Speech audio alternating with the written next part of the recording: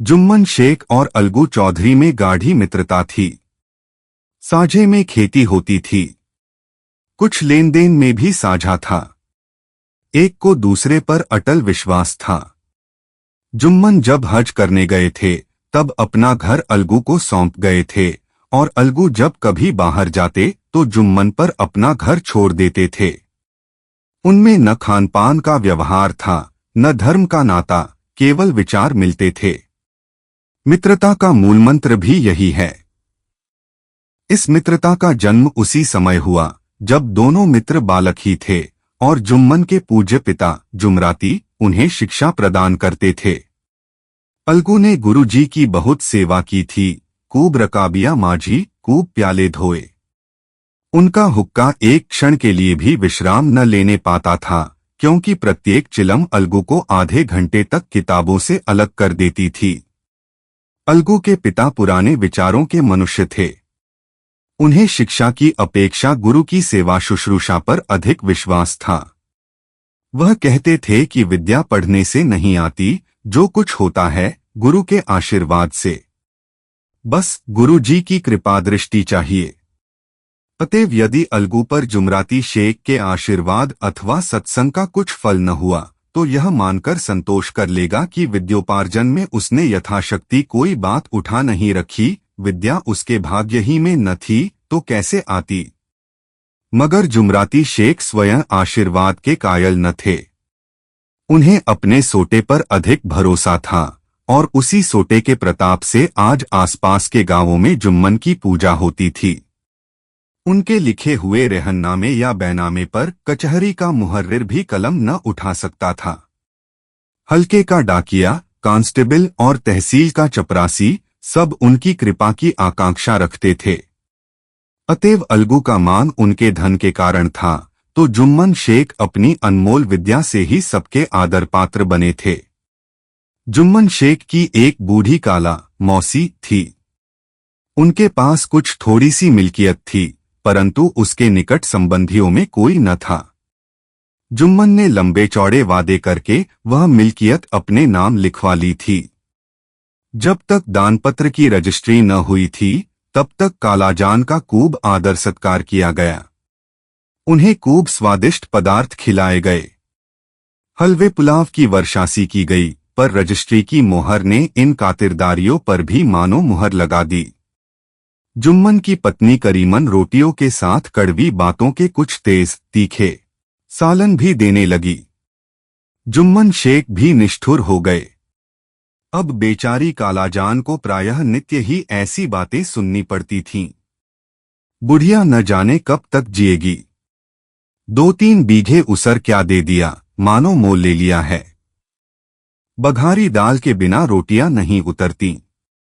जितना रुपया इसके पेट में झोंक चुके उतने से तो अब तक गांव मोल ले लेते। कुछ दिन कालाजान ने सुना और सहा, पर जब न सहा गया तब जुम्मन से शिकायत की। जुम्मन ने स्थानीय कर्मचारी गृहस्वामी के प्रबंध में दखल देना उचित न समझा। कुछ दिन तक और यूं ही रोध होकर काम चलता रहा। अंत में एक दिन काला ने जुम्मन से कहा, बेटा, तुम्हारे साथ मेरा निर्वाह न होगा। तुम मुझे रुपए दे दिया करो, मैं अपना पका खा लूंगी। जुम्मन ने धृष्टता के साथ उत्तर दिया, रुपए क्या यहाँ फलते हैं? काला ने नम्रता से कहा, मुझे कुछ रूखा सूखा चाहिए भी कि नहीं? जुम्मन ने गंभीर स्वर से जवाब दिया, तो कोई यह थोड़े ही समझा था कि तुम मौत से लड़कर आई हो। काला बिगड़ गईं, उन्होंने पंचायत करने की धमकी दी। जुम्मन हंसे, जिस तरह कोई शिकारी हिरन को जाल की तरफ जाते देखकर मन ही मन हंसता है। वह बोले, हाँ, जरूर पंचायत करो, फैसला हो जाए। मुझे भी यह रात दिन की खटखट पसंद नहीं। पंचायत में किसकी जीत होगी, इस विषय में जुम्मन को कुछ भी संदेह न था। आसपास के गांवों में ऐसा कौन था जो उसके अनुग्रहों का ऋणी न हो? ऐसा कौन था जो उसको शत्रु बनाने का साहस कर सके? किसमें इतना बल था जो उसका सामना कर सके? आसमान के फरिश्ते तो पंचायत करने आवेंगे नहीं। 2 इसके बाद कई दिन तक बूढ़ी काला हाथ में एक लकड़ी लिए आसपास के गांवों में दौड़ती रहीं। कमर झुककर कमान हो गई थी।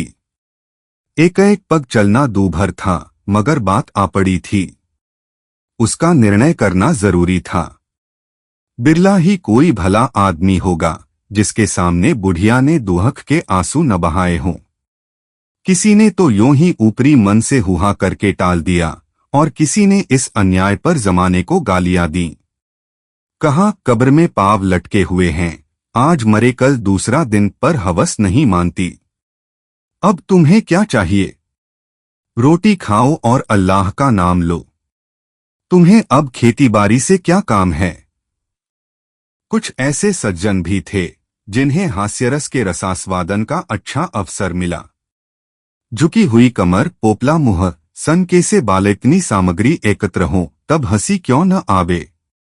ऐसे न्यायप्रिय, दयालु, दीनवत्सल पुरुष बहुत कम थे जिन्होंने उस अबला के दुखड़े को गौर से सुना हो और उसको सांत्वना दी हो। चारों ओर से घूम घाम कर बेचारी अलगू चौधरी के पास आई। लाठी पटक दी और दम लेकर बोली, बेटा तुम भी दम भर के लिए मेरी पंचायत में चले आना। अलगू, मुझे बुलाकर क्या करोगी? कई गांव के आदमी तो आवेंगे ही। काला अपनी विपद तो सबके आगे रो आई। अब आने न आने का अख्तियार उनको है। अलगू, यों आने को आ जाऊंगा मगर पंचायत में मुंह न खोलूंगा। काला, क्यों बेटा? अलगू, अब इसका क्या जवाब दूं? अपनी खुशी। जुम्मन मेरा पुराना मित्र है, उससे बिगाड़ नहीं कर सकता। काला, बेटा क्या बिगाड़ के डर से ईमान की बात न कहोगे? हमारे सोए हुए धर्मज्ञान की सारी संपत्ति लुट जाए तो उसे खबर नहीं होती, परंतु ललकार सुनकर वह सचेत हो जाता है। फिर उसे कोई जीत नहीं सकता। अलगू इस सवाल का कोई उत्तर न दे सका, पर उसके हृदय में ये शब्द गूंज रहे थे, क्या बिगाड़ के डर से ईमान की बात न कहोगे? 3 संध्या समय एक पेड़ के नीचे पंचायत बैठी। शेख जुम्मन ने पहले से ही फर्श बिछा रखा था। उन्होंने पान, इलायची, हुक्के, तंबाकू आदि का प्रबंध भी किया था। हाँ, वह स्वयं अलबत्ता अलगू चौधरी के साथ जरा दूर पर बैठे हुए थे। जब पंचायत में कोई आ जाता था तब दबे हुए सलाम से उसका स्वागत करते थे। जब सूर्य अस्त हो गया और चिड़ियों की कलरवयुक्त पंचायत पेड़ों पर बैठी तब यहां भी पंचायत शुरू हुई। फर्श की एक एक अंगुल जमीन भर गई, पर अधिकांश दर्शक ही थे। निमंत्रित महाशयों में से केवल वे ही लोग पधारे थे जिन्हें जुम्मन से अपनी कुछ कसर निकालनी थी। एक कोने में आग सुलग रही थी। नाई ताबड़तोड़ चिलम भर रहा था। यह निर्णय करना असंभव था कि सुलगते हुए उपलों से अधिक धुआं निकलता था या चिलम के दमों से। लड़के इधर उधर दौड़ रहे थे। कोई आपस में गाली गलौज करते और कोई रोते थे। चारों तरफ कोलाहल मच रहा था। गांव के कुत्ते इस जमाव को भोज समझकर झुंड के झुंड जमा हो गए थे। 5 लोग बैठ गए तो बूढ़ी काला ने उनसे विनती की, पंचों, आज 3 साल हुए मैंने अपनी सारी जायदाद अपने भांजे जुम्मन के नाम लिख दी थी। इसे आप लोग जानते ही होंगे। जुम्मन ने मुझे ताहियात रोटी पड़ा देना कबूल किया। साल भर तो मैंने इसके साथ रो धोकर काटा, पर अब रात दिन का रोना नहीं सहा जाता। मुझे न पेट की रोटी मिलती है न तन का कपड़ा। बेकस बेवा हूं, कचहरी दरबार नहीं कर सकती। तुम्हारे सिवा और किसको अपना दुहक सुनाऊं? तुम लोग जो राह निकाल दो उसी राह पर चलूं। अगर मुझ में कोई ऐब देखो तो मेरे मुंह पर थप्पड़ मारो। जुम्मन में बुराई देखो तो उसे समझाओ क्यों एक बेकस की आह लेता है। मैं पंचों का हुक्म सिर माथे पर चढ़ाऊंगी। रामधन मिश्र, जिनके कई असामियों को जुम्मन ने अपने गांव में बसा लिया था, बोले, जुम्मन मियाँ किसे पंच बदते हो? अभी से इसका निपटारा कर लो, फिर जो कुछ पंच कहेंगे वही मानना पड़ेगा। जुम्मन को इस समय सदस्यों में कारण उनका वैमनस्य था। जुम्मन बोले, पंचों का हुक्म अल्लाह का हुक्म है। कालाजान जिसे चाहें उसे बदें, मुझे कोई उज्र नहीं। काला ने चिल्लाकर कहा, अरे अल्लाह के बंदे, पंचों का नाम क्यों नहीं बता देता? कुछ मुझे भी तो मालूम हो। जुम्मन ने क्रोध से कहा, अब इस वक्त मेरा मुंह न खुलवाओ। तुम्हारी बन पड़ी है, जिसे चाहो पंच बदो। कालाजान जुम्मन के आक्षेप को समझ गई। वह बोली, बेटा खुदा से डरो, पंच न किसी के दोस्त होते हैं न किसी के दुश्मन। कैसी बात कहते हो? और तुम्हारा किसी पर विश्वास न हो तो जाने दो, अलगू चौधरी को तो मानते हो। लो, मैं उन्हीं को सरपंच बदती हूं। जुम्मन शेख आनंद से फूल उठे, परंतु भावों को छिपाकर बोले, अलगू ही सही, मेरे लिए जैसे रामधन वैसे अलगू। अलगू इस झमेले में फंसना नहीं चाहते थे। वे कन्नी काटने लगे।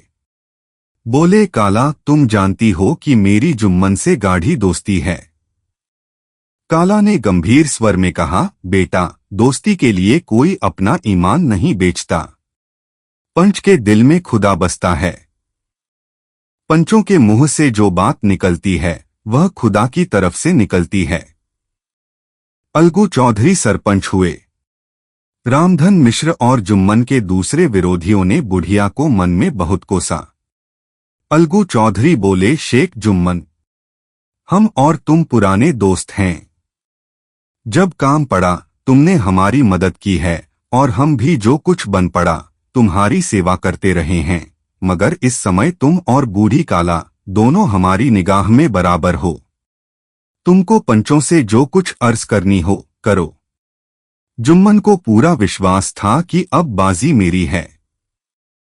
अलगू यह सब दिखावे की बातें कर रहा है। अतएव शांतचित्त होकर बोले, पंचों 3 साल हुए कालाजान ने अपनी जायदाद मेरे नाम हिब्बा कर दी थी। मैंने उन्हें ताहियात खाना पड़ा देना कबूल किया था। खुदा गवाह है, आज तक मैंने कालाजान को कोई तकलीफ नहीं दी। मैं उन्हें अपनी माँ के समान समझता हूँ। उनकी खिदमत करना मेरा फर्ज है, मगर औरतों में जरा अनबन रहती है, उसमें मेरा क्या बस है। कालाजान मुझसे माहवार कर्ज अलग मांगती हैं। जायदाद जितनी है वह पंचों से छिपी नहीं। उससे इतना मुनाफा नहीं होता है कि माहवार कर्ज दे सकूं। इसके अलावा हिब्बानामे में माहवार कर्ज का कोई जिक्र नहीं तो मैं भूलकर भी इस झमेले में न पड़ता। बस मुझे यही कहना है। आइंदा पंचों का अख्तियार है, जो फैसला चाहें करें। अलगू चौधरी को हमेशा कचहरी से काम पड़ता था, अतएव वह पूरा कानूनी आदमी था। उसने जुम्मन से जिरह शुरू की। एक एक प्रश्न जुम्मन के हृदय पर हथौड़े की चोट की तरह पड़ता था। रामधन मिश्र इन प्रश्नों पर मुग्ध हुए जाते थे। जुम्मन चकित थे कि अलगू को क्या हो गया। अभी यह अलगू मेरे साथ बैठा हुआ कैसी कैसी बातें कर रहा था। इतनी ही देर में ऐसी काया पलट हो गई कि मेरी जड़ खोदने पर तुला हुआ है। न मालूम कब की कसर यह निकाल रहा है। क्या इतने दिनों की दोस्ती कुछ भी काम न आवेगी? जुम्मन शेख तो इसी संकल्प विकल्प। जुम्मन शेख। पंचों ने इस मामले पर विचार किया। उन्हें यह नीतिसंगत मालूम होता है कि कालाजान को माहवार कर्ज दिया जाए। हमारा विचार है कि काला की जायदाद से इतना मुनाफा अवश्य होता है कि माहवार कर्ज दिया जा सके। बस यही हमारा फैसला है। अगर जुम्मन को कर्ज देना मंजूर न हो तो हिब्बानामा रद्द समझा जाए। यह फैसला सुनते ही जुम्मन सन्नाटे में आ गए। जो अपना मित्र हो वह शत्रु का व्यवहार करे और गले पर छुरी फेरे, इसे समय के हेरफेर के सिवा और क्या कहें। जिस पर पूरा भरोसा था उसने समय पड़ने पर धोखा दिया। ऐसे ही अवसरों पर झूठे सच्चे मित्रों की परीक्षा की जाती है। यही कलयुग की दोस्ती है। अगर लोग ऐसे कपटी धोखेबाज न होते तो देश में आपत्तियों का प्रकोप क्यों होता। यह हैजा प्लेग आदि व्याधियां दुष्कर्मों के ही दंड हैं। मगर रामधन मिश्र और अन्य पंच अलगू चौधरी की इस नीतिपरायणता की प्रशंसा जी खोलकर कर रहे थे। वे कहते थे, इसका नाम पंचायत है। दूध का दूध और पानी का पानी कर दिया। दोस्ती दोस्ती की जगह है, किंतु धर्म का पालन करना मुख्य है। ऐसे ही सत्यवादियों के बल पर पृथ्वी ठहरी है, नहीं तो वह कब की रसातल को चली जाती। इस फैसले ने अलगू और जुम्मन की दोस्ती की जड़ हिला दी। अब वे साथ साथ बातें करते नहीं दिखाई देते। इतना पुराना मित्रतारूपी वृक्ष सत्य का एक झोंका भी न सह सका। सचमुच वह बालू की ही जमीन पर खड़ा था। उनमें अब शिष्टाचार का अधिक व्यवहार होने लगा। एक दूसरे की आवभगत ज्यादा करने लगे। वे मिलते जुलते थे, मगर उसी तरह जैसे तलवार से ढाल मिलती है। जुम्मन के चित्त में मित्र की कुटिलता आठों पहर खटका करती थी। उसे हर घड़ी यही चिंता रहती थी कि किसी तरह बदला लेने का अवसर मिले। 4 अच्छे कामों की सिद्धि में बड़ी देर लगती है, पर बुरे कामों की सिद्धि में यह बात नहीं होती। जुम्मन को भी बदला लेने का अवसर जल्द ही मिल गया। पिछले साल अलगू चौधरी बटेसर से बैलों की एक बहुत अच्छी गोई मोल लाए थे। बैल पछाही जाति के सुंदर बड़े बड़े सींगों वाले थे। महीनों तक आसपास के गांव के लोग दर्शन करते रहे। दैवयोग से जुम्मन की पंचायत के 1 महीने के बाद इस जोड़ी का एक बैल मर गया। जुम्मन ने दोस्तों से कहा, यह दगाबाजी की सजा है। इंसान सब्र भले ही कर जाए, पर खुदा नेक व बद सब देखता है। अलगू को संदेह हुआ कि जुम्मन ने बैल को विष दिला दिया है। चौधराइन ने भी जुम्मन पर ही इस दुर्घटना का दोषारोपण किया। उसने कहा, जुम्मन ने कुछ कर करा दिया है। चौधराइन और करीमन में इस विषय पर एक दिन खूब ही वाद विवाद हुआ। दोनों देवियों ने शब्द बाहुल्य की नदी बहा दी। व्यंग्य, वक्रोक्ति, अन्योक्ति और उपमा आदि अलंकारों में बातें हुईं। जुम्मन ने किसी तरह शांति स्थापित की। उन्होंने अपनी पत्नी को डांट-डपट कर समझा दिया। वह उसे उस रणभूमि से हटा भी ले गए। उधर अलगू चौधरी ने समझाने बुझाने का काम अपने तर्कपूर्ण सोटे से लिया। अब अकेला बैल किस काम का? उसका जोड़ बहुत ढूंढा गया, पर न मिला। निदान यह सलाह ठहरी कि इसे बेच डालना चाहिए। गांव में एक समझू साहू थे, वह इक्का गाड़ी हाँकते थे। गांव के गुड़घी लाद कर मंडी ले जाते, मंडी से तेल नमक भर लाते और गांव में बेचते।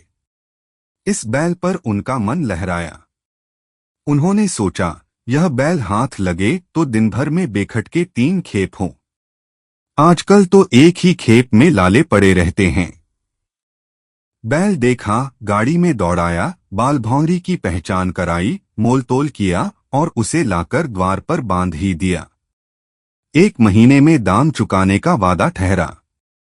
चौधरी को भी करस थी ही, घाटे की परवाह न की। समझू साहू ने नया बैल पाया तो लगे उसे रगेदने। वह दिन में 3-3, 4-4 खेपें करने लगे। न चारे की फिक्र थी, न पानी की, बस खेपों से काम था। मंडी ले गए, वहां कुछ सूखा भूसा सामने डाल दिया। बेचारा जानवर अभी दम भी न लेने पाया था कि फिर जोत दिया। अलगू चौधरी के घर था तो चैन की बंशी बजती थी। बैलराम छठे छमाहे कभी बहली में जोते जाते थे। खूब उछलते कूदते और कोसों तक दौड़ते चले जाते थे। वहां बैलराम का रातिब था साफ पानी, दली हुई अरहर की दाल और भूसे के साथ खली, और यही नहीं, कभी कभी घी का स्वाद भी चखने को मिल जाता था। शामसबेरे एक आदमी खरहरे करता, पोंछता और सहलाता था। कहाँ वह सुख चैन, कहाँ यह 8 पहर की खपत। महीने भर ही में वह पिस्सा गया। इक्के का जुआ देखते ही उसका लहू सूख जाता था। एक एक पग चलना दूभर था। हड्डियां निकल आई थीं, पर था वह पानीदार, मार की बर्दाश्त न थी। एक दिन चौथी खेप में साहू जी ने दूना बोझ लादा। दिन भर का थका जानवर पैर न उठते थे, पर साहू जी कोड़े फटकारने लगे। बस फिर क्या था, बैल कलेजा तोड़कर चला। कुछ दूर दौड़ा और चाहा कि जरा दम ले लूं, पर साहू जी को जल्द पहुंचने की फिक्र थी, अतएव उन्होंने कई कोड़े बड़ी निर्दयता से फटकारे। बैल ने एक बार फिर जोर लगाया, पर अब की बार शक्ति ने जवाब दे दिया। वह धरती पर गिर पड़ा और ऐसा गिरा कि फिर न उठा। साहू जी ने बहुत पीटा, टांग पकड़कर खींचा, नथनों में लकड़ी ठूंस दी, पर कहीं मृतक भी उठ सकता है। तब साहू जी को कुछ शक हुआ। उन्होंने बैल को गौर से देखा, खोलकर अलग किया और सोचने लगे कि गाड़ी कैसे घर पहुंचे। बहुत चीखे चिल्लाए, पर देहात का रास्ता बच्चों की आंख की तरह सांझ होते ही बंद हो जाता है। कोई नजर न आया। आसपास कोई गांव भी न था। मारे क्रोध के उन्होंने मरे हुए बैल पर और दुर्रे लगाए और कोसने लगे, अभागे, तुझे मरना ही था तो घर पहुंचकर मरता। ससुरा बीच रास्ते ही में मर रहा, अब गाड़ी कौन खींचे। इस तरह साहू जी खूब जले भुने। कई बोरे गुड़ और कई पीपे घी उन्होंने बेचे थे। 200-250 रुपए कमर में बंधे थे। इसके सिवा गाड़ी पर कई बोरे नमक के थे, अतएव छोड़कर जा भी न सकते थे। लाचार बेचारे गाड़ी पर ही लेट गए। वहीं रतजगा करने की ठान ली। चिलम पी गाया, फिर हुक्का पिया। इस तरह साहू जी आधी रात तक नींद को बहलाते रहे। अपनी जान में तो वह जागते ही रहे, पर पांव फटते ही जो नींद टूटी और कमर पर हाथ रखा तो थैली गायब। घबराकर इधर उधर देखा तो कई कनस्तर तेल भी नदारद। अफसोस में बेचारे ने सिर पीट लिया और पछाड़ खाने लगा। प्रातःकाल रोते बिलखते घर पहुंचे। सहुआइन ने जब यह बुरी सुनावनी सुनी तब पहले तो रोई, फिर अलगू चौधरी को गालियां देने लगी। निगोड़े ने ऐसा कुलच्छनी बैल दिया कि जन्म भर की कमाई लुट गई। इस घटना को हुए कई महीने बीत गए। अलगू जब अपने बैल के दाम मांगते तब साहू और सहुआइन दोनों ही झल्लाए हुए कुत्ते की तरह चढ़ बैठते और अंडबंड बकने लगते, वाह, यहाँ तो सारे जन्म की कमाई लुट गई, सत्यानाश हो गया, इन्हें दामों की पड़ी है। मुर्दा बैल दिया था, उस पर दाम मांगने चले हैं। आंखों में धूल झोंक दी, सत्यानाशी बैल गले बांध दिया, हमें निरा पोंगा ही समझ लिया है। हम भी बनिए के बच्चे हैं, ऐसे बुद्धू कहीं और होंगे। पहले जाकर किसी गड्ढे में मुंह धो आओ, तब दाम लेना। न जी मानता हो तो हमारा बैल खोल ले जाओ। महीना भर के बदले 2 महीना जोत लो। और क्या लोगे?